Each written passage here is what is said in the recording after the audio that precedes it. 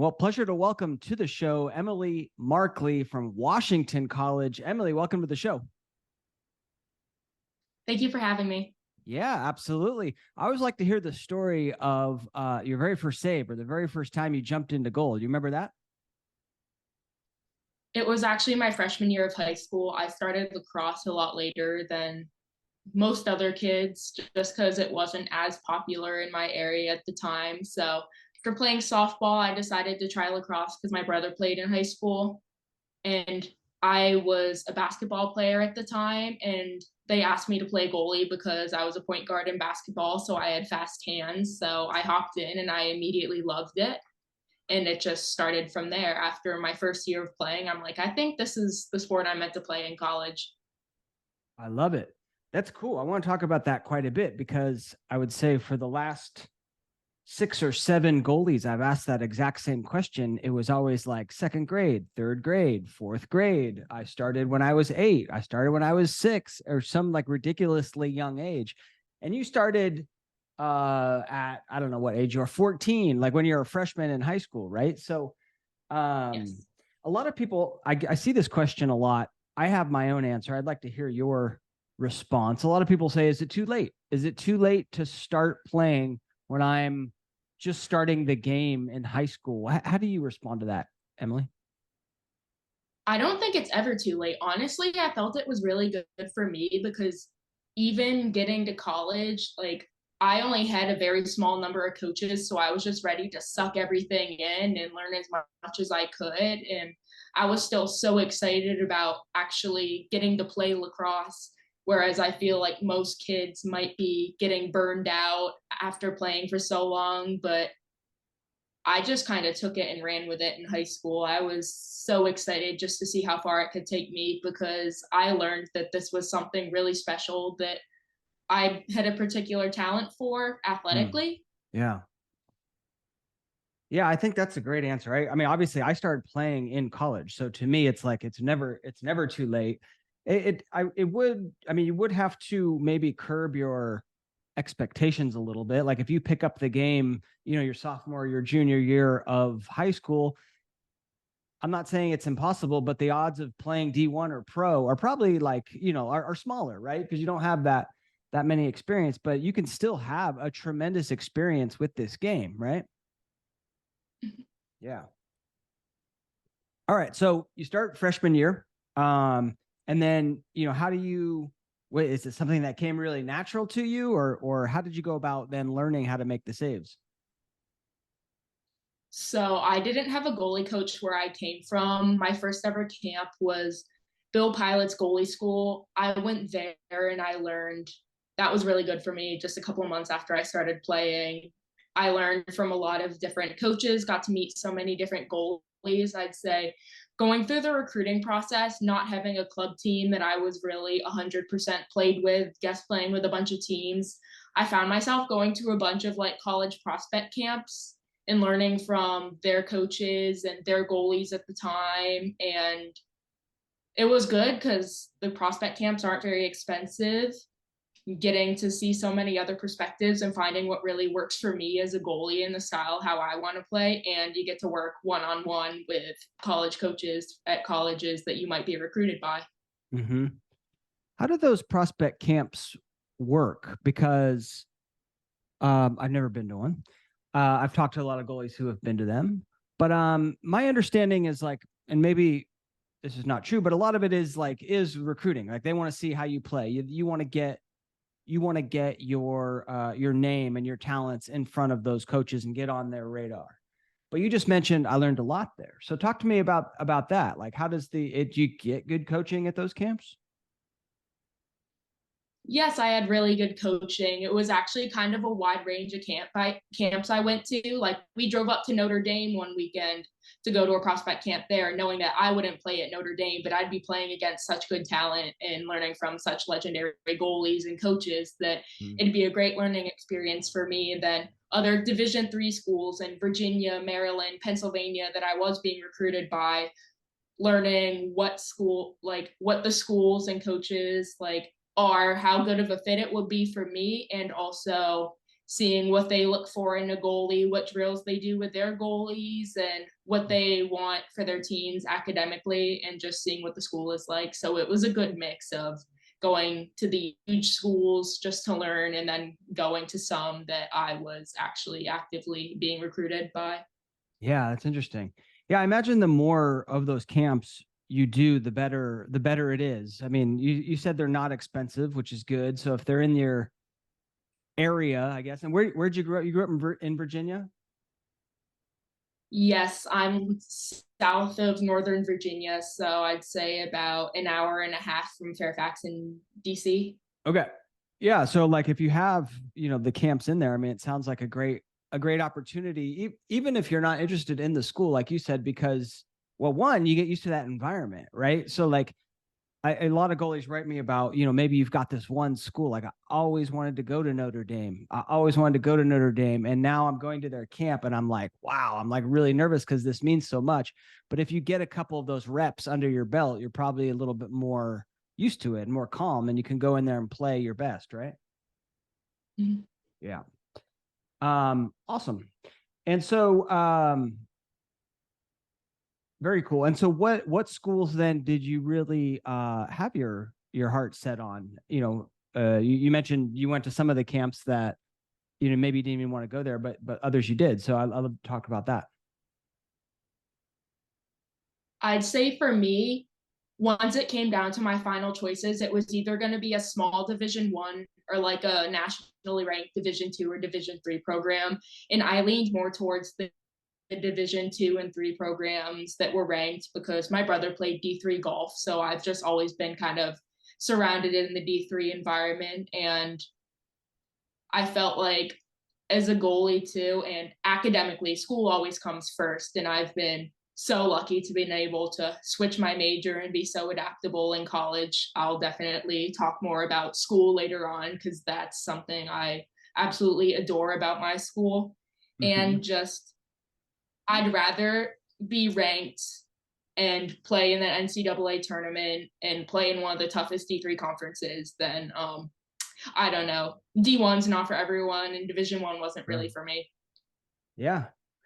And I mean, you're right. And it's not for everybody. I mean, I think you can have a tremendous experience regardless of the level that you play at.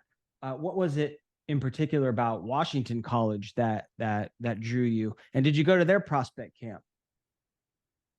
I actually committed during COVID-19, so my coach didn't see me play in person until after I had committed. She just recruited me based off of film.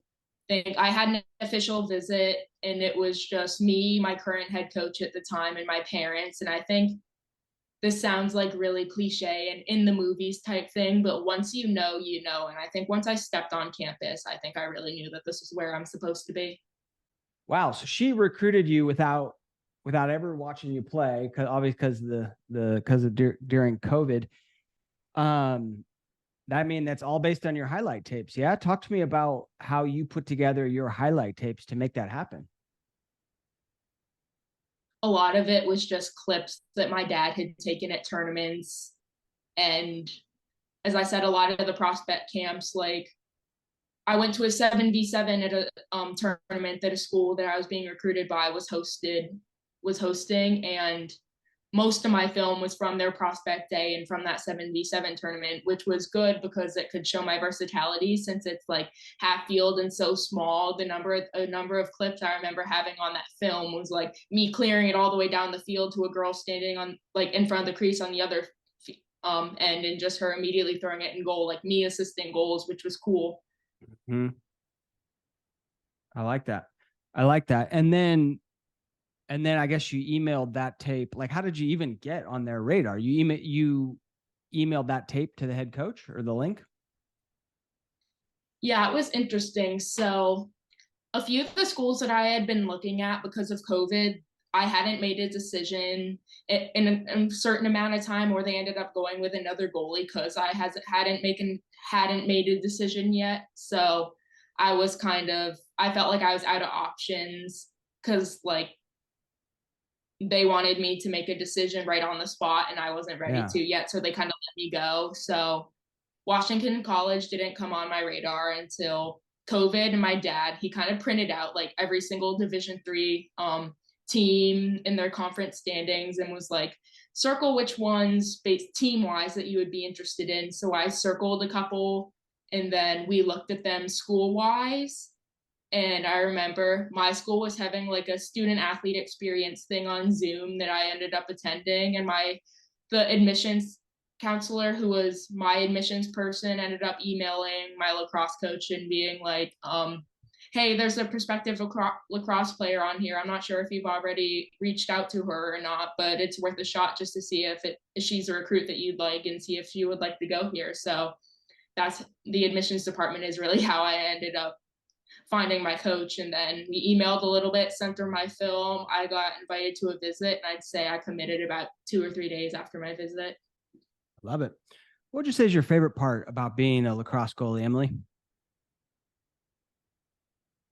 Ooh, I don't know. There's so many things about it. I just feel like my favorite thing is just I always like being the one that's like when the ball's on the other end of the field. I'm always the one like hyping up the team and like cheering when we get a goal and stuff like that. I just like being a backbone and support system for my team during games. I like it. I like it. What about so when you're starting to learn the position of lacrosse in high school, are you watching college games, watching pro games, or any goalies that you really like to watch play and then learn from that way? Yes, I remember watching University of Maryland when Meg Taylor was still was the starting goalie in about a year or two before she won the Tewaaraton. I remember watching her, and my mom was like, "Oh, I hear all these things about this Maryland goalie," and she kind of sat me down in front of the TV and was like, "Let's see what this looks like." And I'm like, "Whoa, this is like actually real lacrosse. Like this is what I want to be like. This is the top of the top right here." Yeah. Yeah, Meg's amazing, right? Only goalie to win the Tewaaraton, and just awesome goalie mind. Interesting style because she's a smaller girl. Would you say that you sort of replicate her style of play, or how do you describe your style of play? The 3 years that I've been here, I've always been the tallest of all the goalies and the quickest on my feet. I love going out to intercept passes, and like if a girl's hanging her stick around the crease, I'll go and check it, which kind of surprises them. So I always play fast on my feet, ready, looking for interceptions if they're there, of course. And I just definitely I went to Goaliesmith camp this summer, and I learned a lot of things there. And one of the things that resonated most with me was with your save form, you really want to be athletic rather than robotic. And I think that's very good to describe my play, because I'm very athletic going for a save rather than robotic doing the same motion every time. Yeah. Yeah, I love those guys. Third goalie in a row I've interviewed that's been to the Goaliesmith training. They're they train the best, which is really awesome. Talk to me a little bit more about your experience training with them. I'd love to chat about that a little bit. Of course, I worked with Meg once when she was at Navy when I was in high school, and of course she was the goalie who I really saw play true lacrosse when I was first starting, and it was just insane. I was fangirling pretty hard when I worked with her at Navy, and then at Goaliesmith still. It was a fast-paced environment with so many of these goalies who were D1 All-Americans, D2 goalies who just won the national championship, and even D3 goalies that we end up playing against, like a lot of the girls from the NESCAC and other out-of-conference teams that we like ranked teams that we end up playing against on a regular basis. And it's cool just to watch the way other girls play and see what works for them and how it might work for you, as well as getting to connect with someone who knows the position and plays like the same level that you do, and just getting to talk about common goalie problems and make friends, Yeah, I do. Do you ever you see all these like amazing goalies out there?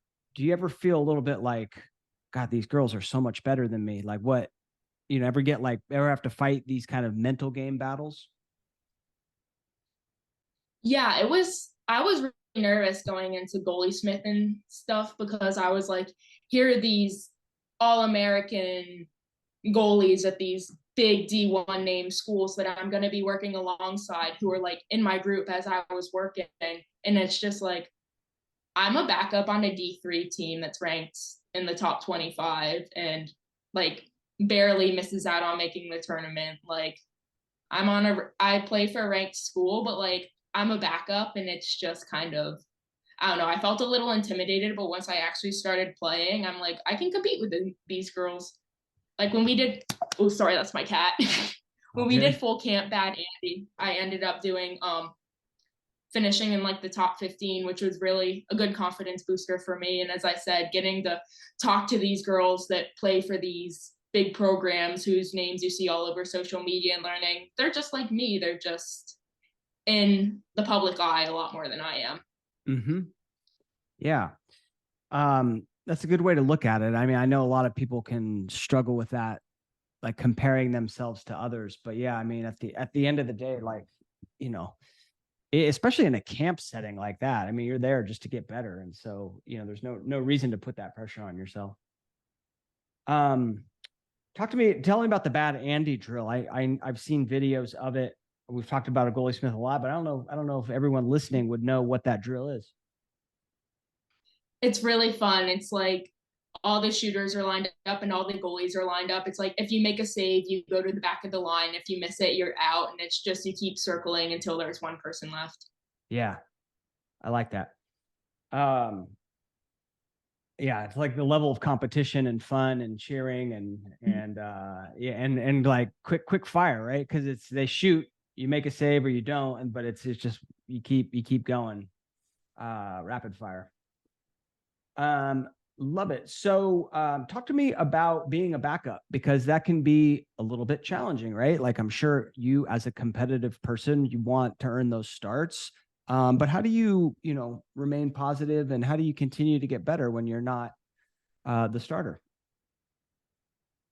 It was definitely really hard and I felt down on myself. I'd say my freshman year, I had a lot of stuff going on outside of lacrosse that kind of really made me feel worse about lacrosse. But last year and recently, I've done a lot of thinking, and it's just keep doing the best that you can. Your time will come, and making the best out of what time you do get and trying to be as consistent as possible for your coaches and your team. Like, you're going to have bad games. You're going to have days where you don't feel well. No one is perfect, but showing up and being as consistent as possible, even when the odds aren't in your favor, because the odds have pretty much not been in my favor. But I part of it, I think, is also me just being so unexperienced with lacrosse too. It's just like I fought against the odds to be here, and I'm still here, and I'm still playing a lot for a backup goalie. And this year, it's going to be, I don't know what this year is going to look like because we have a new head coach and we now have 4 goalies instead of 2 like we had my freshman year. So definitely a lot of changes, but I'm going into it with an open mind. And I think I'm ready for what challenges face ahead. Let's go. All right. I like it. You wrote me and said that I found myself most happy and successful on the field when I find confidence outside of lacrosse. What does that mean? So I'm a music major, which is pretty uncommon for a college athlete. And I'm so happy that I'm able to do something that I love so much while still being able to play lacrosse. But I got named concertmaster of the orchestra this year, which is basically like first chair, I'm leading the orchestra. It's kind of like being a captain of the lacrosse team in a way. So it's a big leadership position, a huge leadership position that I think will help me out lacrosse wise because it'll help me with those leadership skills. A lot of it, music and lacrosse, I find a lot of it relates to each other. And just music is something that's always made me so happy. Like when I changed my major my freshman year after taking music classes again, it was music really did save my life when things were coming crashing down on me. And I'd say I'm so happy with what I'm doing. Like I can find confidence in my schoolwork, knowing that this is what I want to do the rest of my life. I want to help people with music, knowing that even even if I don't start for 4 years, even if we don't win this game or anything like that, I've really took time to reflect and learn that I'm so much more than what I put on this lacrosse field. Like I've done more outside of lacrosse for the community and for other people more than I could ever do on the field, even if I was like a D3 goalie of the year. Just definitely finding friends outside the lacrosse team too to help you find that balance so you're not stressed out all the time. Love it. Love it. A lot of great stuff there. I got some follow-up questions. Are you ready? Yes. Violin you play, right? Or you play an assortment of instruments? I play 4 instruments, but violin is my primary. Yeah. All right. You mentioned, so music is like lacrosse. Talk to me about that, because I think I have an idea of what it might be, but I'll let you describe. A lot of it kind of the performance perspective is so similar because you spend all these hours practicing for this one performance, kind of like you practice for a game, you practice for the performance, and you get nerves before performances just like you do for games. You just got to think about it that way. Like I don't get as nervous for music as I do for games, so you just got to I try to think of it like go up and just like you're playing your violin. It's just something that makes you so happy and comes to you naturally. So just go at lacrosse with the same mindset that I go at with music. And I recommend to anyone find something like that they can, whether it be what they're doing in school or another hobby, go at lacrosse the same way that you go at something else that makes you so happy, and you'll be a lot better off. Interesting. That's not what I had in my head, but that's a great answer. Why do you think you get more nervous at games than recitals or performances in music? I just feel like personally, just you see like online your sports achievements posted a lot more than your academic achievements or anything like that. And your sports achievements are celebrated a lot more than any academic, music, or any other achievement, which that's just the way it is. Like for every division, every sport, every school, it's just like you always seeing like this person got named the conference player of the week, this person got named D3 player of the week, this person started this game, this person didn't play this game. So I just feel like it's advertised a lot more. And then so I feel like there are a lot more people watching and judging me with my sport rather than music. And I've done music about 4 times as long as I've done lacrosse too. So I was at the age when I was playing my violin, and I didn't think about how nervous I was. I would just do it. And it's just something I've kind of kept with me. Yeah. Well, there's an interesting lesson in there in that, like, the preparation does help you with your confidence going into a big performance or a game, right? If like if you studied your butt off for a test, when you walk in there, like you're going to be feeling pretty good about it. And so, yeah, the more reps and the more experience you get, the more confidence you bring into a game or a performance, a recital.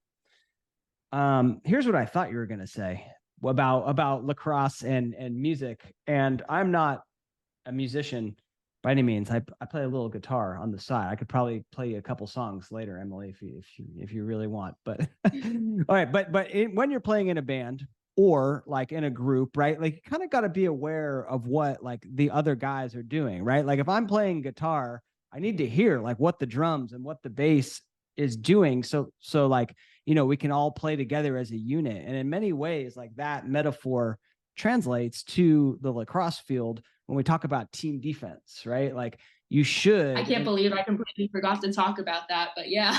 Right? That's what I thought you were going to say. Anyway, talk to me about that if you could. It is like that. And now that I'm first chair, it's a lot more of a leadership position to where I'm I'm the one that's leading my section. And of course it's like that, like your conductor is your coach in a sense to where they're the ones leading you, but you're the one doing the playing, and you have to trust in the person sitting at the same stand as you, everyone else in your section, and in the other instruments. You have to trust in the other members of your orchestra as much as you trust in yourself. I'm so sorry about the cat, but he's but you have to trust in yourself and the other member of the orchestra just as much as you would trust in your teammates during a game. And now I kind of think of it as leading my section the way you would lead a defense, in the way like always being a voice for your defense, and you're being a voice for your section, to where if someone in your defense, if they miss a cut or a slide, you can yell to tell them that there's a cut or a slide coming through. And then for orchestra, if someone in your section gets lost, you're the one still playing and leading to where they can listen and jump back in as soon as they can find their place and do that. Yeah. I love it. Interesting. Yeah, I feel like the music metaphors and the sports metaphors. What do you do then? Like, do you ever have on the orchestra, if you consider yourself a leader, you have like, I don't even know what you call them, bandmates or partners, or let's call them bandmates, who are like slacking off, right? Like they're not given the level of effort that perhaps you're accustomed to. Have you ever had to deal with that? Not quite yet, but Okay. we have these things called sectionals where it's like I'll take the violins and I'll lead rehearsal with just the violin, and we work on the parts that we think that we need to work on. So just it's good to just be able to work with just a section on certain spots that you need to work on. Meanwhile, in the whole orchestra, sometimes that doesn't happen because there are other instruments and other spots that they need to work on. I see. And all right. still, I'd say it definitely correlates a lot, which has boosted my confidence. Yeah, kind of like the specialty position of lacrosse goalie. Sometimes the goalies just go off and do their own thing, just like the violinists go off and work on their parts, right? What instrument is most like lacrosse goalie? I'm not really sure, honestly. I just feel like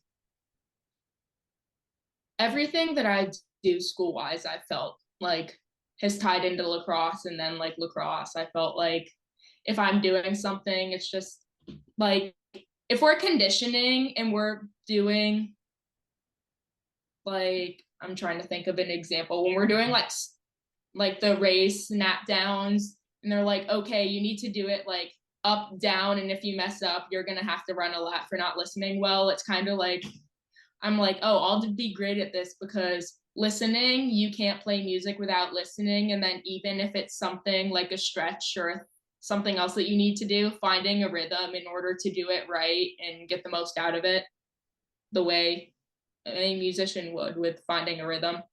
The other thing that you said there that we don't have to talk about if you don't want, but you said music saved my life. Do you want to talk about that? Can we talk about that? What does that mean? Well, I really struggled mentally my freshman year of college, especially. My mom was diagnosed with cancer when I was 6 and then re-diagnosed my junior year of high school. And she was getting a lot worse when I was in college, in and out of the hospital. And I just had a hard time finding my place and fitting in here at school. And I hadn't declared as a music major yet, so I was taking a bunch of classes that I wasn't really that into and was doing well in. And I just felt like my entire world was crashing down on me. And I decided to start playing my violin again, join the orchestra second semester, and take a music history class just for something familiar and to see how it would help me. And it pulled me through the worst moment of my life. And music is something that I shared with my mom. She would be the one that would sit with me and practice when I was a little kid because she was a trumpet player. So she loved music and played it herself. And when she passed away last year, we kept her, her breast cancer ended up spreading to her brain, so she ended up passing away from brain cancer. We kept her at home and we had hospice come in and help us out.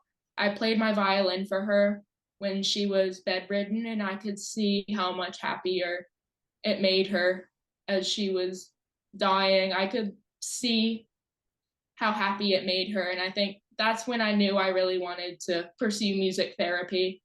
And I'd say I really want to do that. I know that I want to do that the rest of my life. I took a music therapy course this summer at a college that I want to hopefully go to grad school at. In the best of both worlds in 2 years, hopefully, would be I'm enrolled in a grad program for music therapy and hopefully serving as a grad assistant for a women's lacrosse team, because I've also become a lacrosse coach for True Lacrosse in Virginia. And I think when my mom passed away last summer and I started coaching last summer, and I think truly that coaching helps me out too and helped me love lacrosse a lot more. And I give credit to my fellow coaches at True Virginia and a lot of the girls I coach, because they don't know it, but they've really changed my life so much. And it's coaching and is the best thing in the world. And even though you only play lacrosse for 4 years, just I know that I'm destined for so much more than what my stats these 4 years say. That I want to pursue music therapy. I want to help people that were in the same situation as my mom, who was so sick, and me, who was struggling so much mentally. And I want to coach to help people. I want to help girls find lacrosse and fall in love with it like I did when I was in high school. And it was just, it came into my life when I really needed it. And I'm really thankful for the people that I coach with, the players that I coach for, and my music faculty at school who they've done so much for me.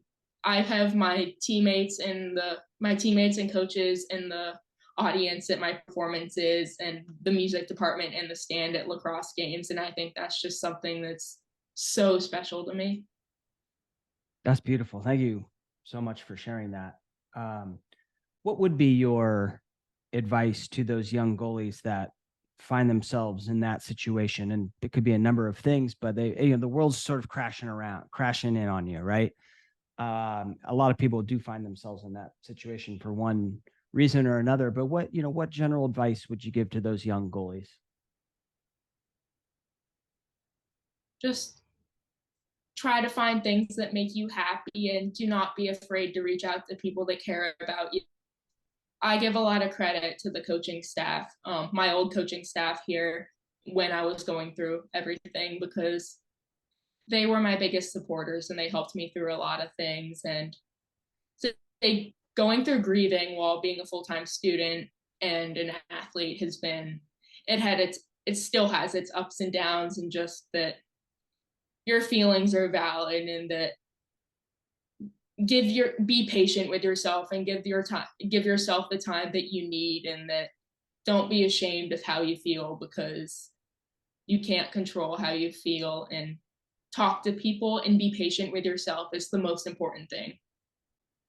Be patient with yourself, meaning like don't get frustrated that like, oh, I should be here at this point in the grieving process. Is that right? Or is that what you're talking about? Yes. Okay. Yeah. You can be patient with yourself in all sorts of life, whether that be on the lacrosse field. If you're not seeing the results you want to, you just got to be patient and keep putting work in. School-wise, if you're not seeing the results that you want to, the same thing, put work in. And everything is a process. Mentally, things are going to be a process. Physically, sports-wise, things are going to be a process. It's a journey, but you just gotta take your time and slow down and take some time to think. Yeah, love it. I'd love to get back to talking about a little bit about lacrosse. It's September 15th today, the day we're recording this. what do you do to get better as a goalie? What are you really focused on right now? There's specific drills that you do. Is it talk to me about, how you're going about training to earn that starting role?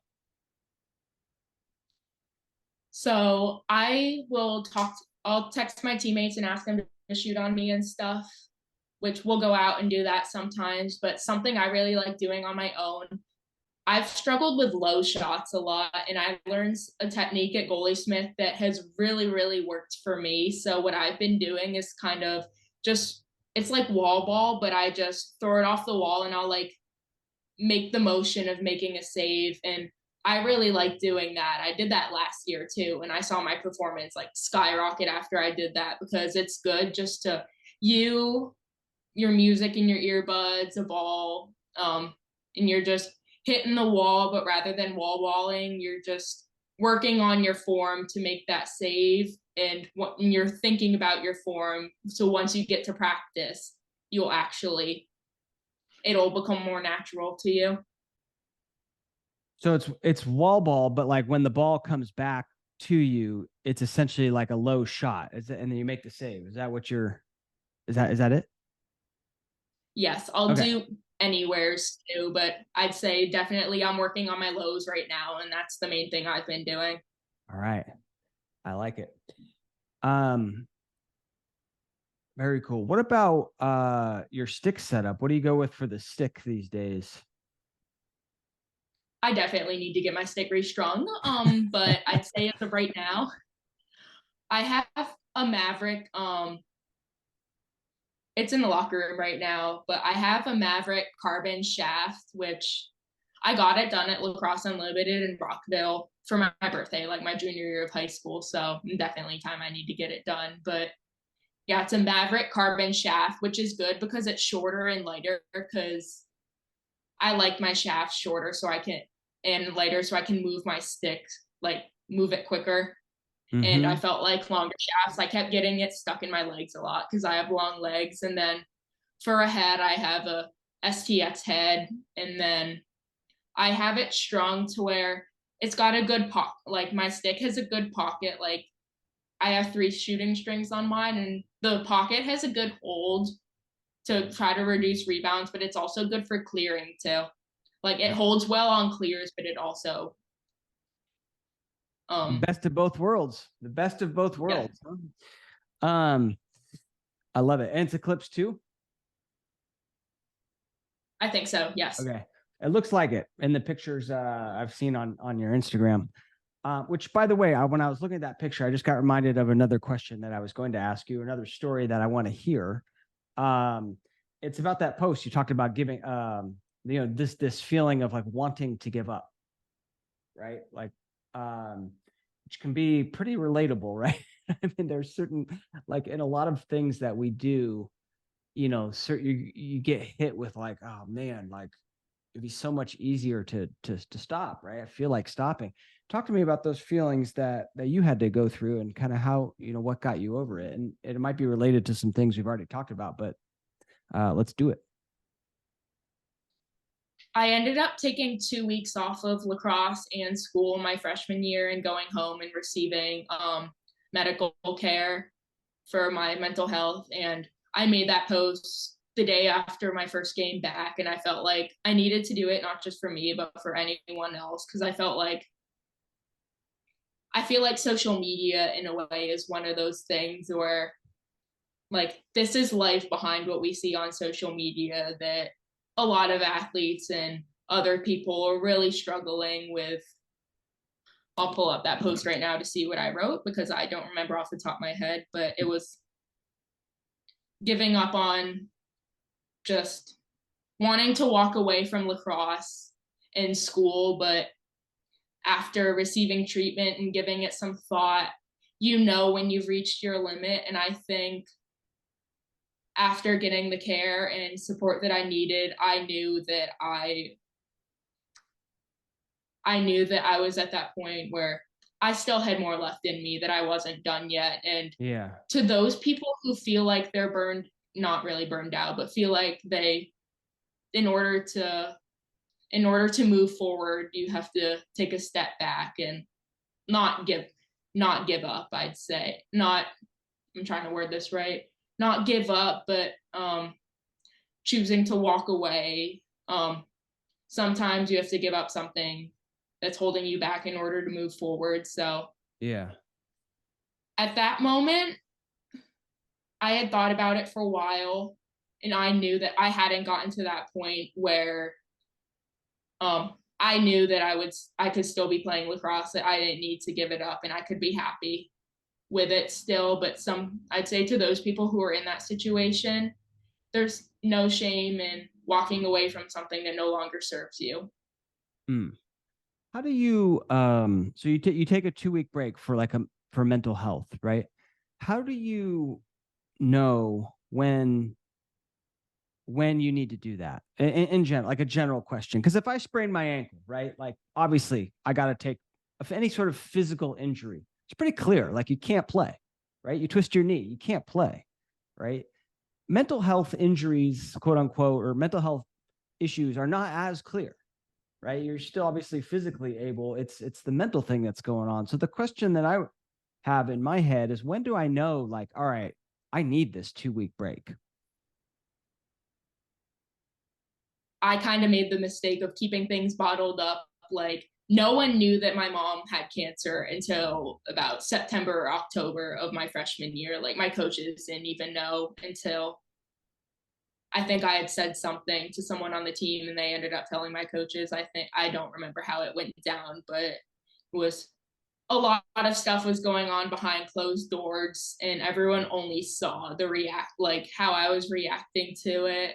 Like, only saw, like, I couldn't make it through practice without crying.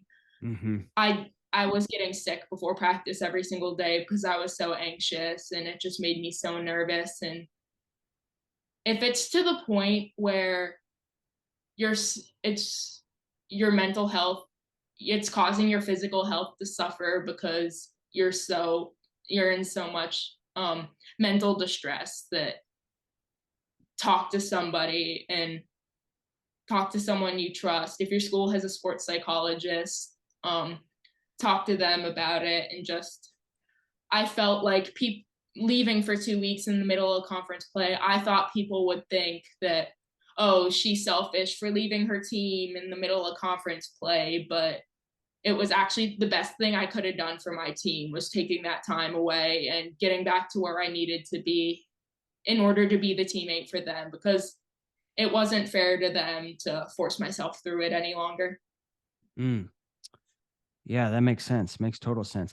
And what kind of help did you get during that 2 weeks? And what did you learn? Um, a lot of therapists, evaluations and things like that. I think taking time away from it, lacrosse in school, just really made me think a lot. And I still, I still like kind of reminisce and think about my life in college as I'm just sitting around or as I'm driving home. And it's definitely been a long and hard process. Not what I expected college to be like at all, because it's been really tough. But to anyone who's getting ready to go to college, and say it's been the exact opposite of what I've thought it's gonna be like. And just, it's a journey, and be patient with yourself and others, because it's a big change for anyone, even if there's no other like overhead circumstances going on. The move to college is hard. Taking college classes is hard. Being a student athlete is hard, but Mm-hmm. Um, but it's so worth it. It's so worth it, right? I mean, I look back on those years myself. I'm now 43. I look back and you're right. It's hard. It's very hard when you're in it. But those are some of the most amazing experiences that I have in my life. And so, even though it is hard, like, it's great, I think. Right. Um, Very cool. Thank you for sharing all that. It's pretty amazing. So were there any, I know talking to like therapists, obviously, like sports psychologists, really kind of sharing the issues with your team. I mean, I think like like you said, as teammates found out about what you were going through, they're probably more supportive. They're probably more understanding of some of these things going on. So those are kind of three things. Any other specific like resources or tools we could leave the goalies with? I'd say definitely other mental health organizations and things like that. Like I've been an ambassador for Morgan's Message since the very beginning. I was one of the first 100 ambassadors. I wrote an article and did a podcast with them as well. And I've just met so many people through that who have supported me and given and helped. I've made so many people that I've made friends with and a great community there. Shout out to Brad at Goalies Matter as Yep. well, which is Yeah. another organization for goalies and mental health. Met some friends through there as well, and just nice going to Goaliesmith too and other camps like that. Just hearing from other goalies' experiences, knowing that I'm not the only one that's gone through stuff like this. Like other people have had hard times too, and just things like that. Yeah, I was going to mention Goalies Matter. Brad's friend of the program and an awesome dude. And yeah, definitely check that out. And Morgan's Message, I've never heard of. So what is it kind of a similar type of organization, or talk to me about that a little bit if you could? If you know the hidden opponent, it's like that. I was in the hidden opponent as well, but I'm taking a year off from that. So Morgan's Message is we do dedication games and things like that. It's huge now, which is really heartwarming to see, in memory of Morgan Rogers, who was a lacrosse player at Duke, who is actually from my hometown, and she's really one of the first lacrosse players from where I live to actually go and play at like a successful college program. So it's like I have a bracelet on right now. Their message is taking a shot at mental health. So it's breaking the stigma surrounding mental health in athletes and providing resources and events. It's like a club that you can form at your school. And I've had a pretty tough time getting it to start up here the past 2 years, but I think I'm finally there now, and I'm excited to use my platform to help mental health here at my school and just nationwide too, because thinking about it a lot and how much since I've gotten here at college and to now, how much better mental health support within the athletic department has got. And to think that I've been a part of that too. Part of it's like, I'm glad this happened to me because now I can use it to make sure that no one in the athletic department feels the way that I did my freshman year. Mm-hmm.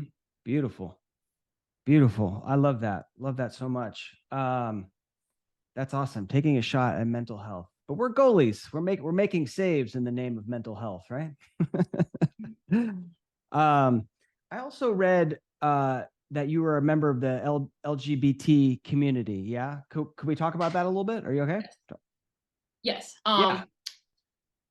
I a big part of why I was struggling so much my freshman year is because I was kind of forced out of the closet a lot early, like when I wasn't really ready. And I'm the only member of the LGBTQ community on the lacrosse team.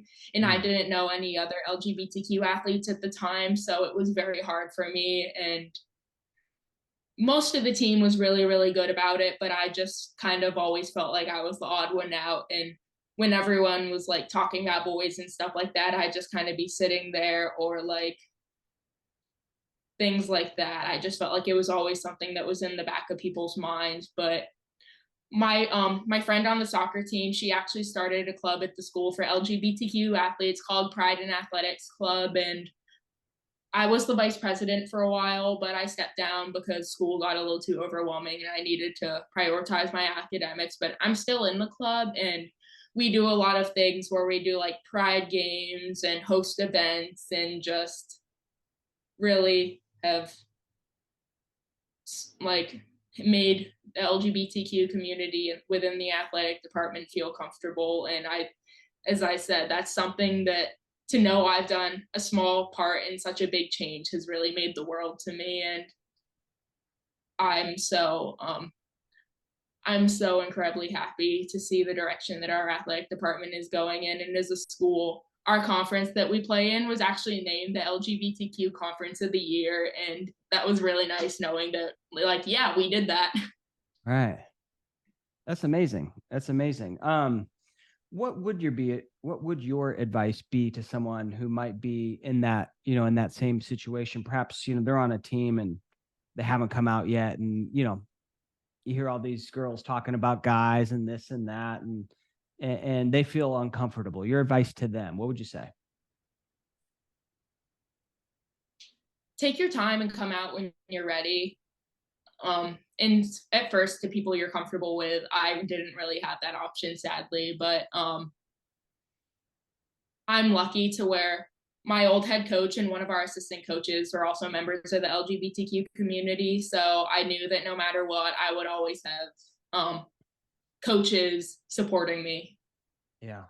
And I have other friends, both inside and outside of sports, that are a part of the LGBTQ community. And it's just find, I'd say, really dig into the people you trust and just don't come out if you don't want to, and just you'll know when it's time, and just embrace who you are and be happy. Like, I felt so much better since coming out. Like, yeah, this is who I am, and yeah, it's awesome. Like, yeah, this is me. Yeah. Love it. And probably helps getting connected to, like you did, to, in your case, to some soccer athletes who are in a similar situation. And if anyone's listening to this, I could probably connect you to a lot of lacrosse goalies who are in the same situation. I've interviewed a lot, and we haven't always talked about it, but some we do. I mean, Madison Doucette comes to mind. I don't know if you know Madison. She's an amazing I've heard goalie. the name. Yeah, amazing goalie, amazing person. And we talked about it quite a bit, so you can listen to that episode. But yeah, others, I mean, we've had the conversation, and some, are members of the our members of the LBGT community, and we didn't talk about it, but I know a lot. So reach out to me if you ever want those contacts, to anyone listening. So Emily, that was amazing. Thank you so much for sharing your life story, and I hope people feel touched by that. I know I do. I'm over here feeling like you've gone through a lot, and yet, you've come out the other side and you're so much stronger for it. And you even mentioned, like, now I would not change anything, right? I usually ask if you could go back and change something or give yourself a piece of advice, what would that be? And it sounds to you like no, like, I'm glad I had to go through those challenges because it's made me the person that I am. Would you agree with that? Yeah, definitely. I still have my hard days, but as I said, I just got to remember that it's a process. Like, I can't change the fact that my mom's not here. And of course, I'm still going to get sad after games and big achievements that I know she should be here for, but I know that in a way she still is. Love it. Emily, good luck in the upcoming season. We'll be rooting for you. And if you had to leave the goalies out there with a final piece of advice, what would that be? Let me think for a minute. Just do your thing, and your confidence outside of lacrosse will translate into lacrosse, and you're so much more than any stat that's listed in the stat book, any play on the field. You are valued so much more than any stat or any roster number will say. Love it. Emily, thank you so much. If people want to get a hold of you, should I send them to your Instagram? Yeah, you can go ahead and do that. Okay. Emily._.Markley is the handle. Emily, have a great day. Talk to you soon. Thank you. Yeah.